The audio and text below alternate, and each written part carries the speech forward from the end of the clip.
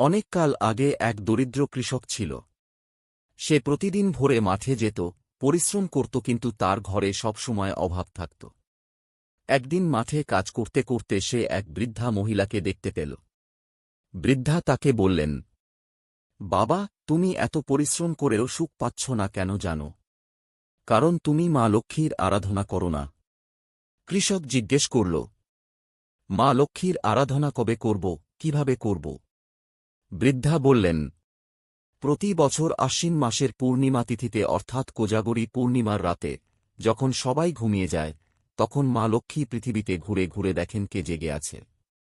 তিনি জিজ্ঞেস করেন, কে জাগো, অর্থাৎ কে জেগে আছো? যে তাঁর আরাধনা করে জেগে থাকে, মা সেই গৃহে আশীর্বাদ বর্ষণ করেন। সেই থেকে কৃষক কোজাগরী পূর্ণিমার রাতে ঘর ঝকঝকে করে পরিষ্কার করে মা লক্ষ্মীর পূজা শুরু করল। ধান, চাউল, দুধ, কলা, নারকেল, ফুল, প্রদীপ দিয়ে ভক্তিভরে তিনি পূজা করল।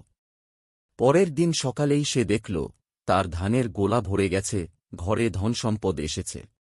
তারপর থেকে গ্রামের সবাই সেই দিনে লক্ষ্মী পূজা করতে শুরু করল।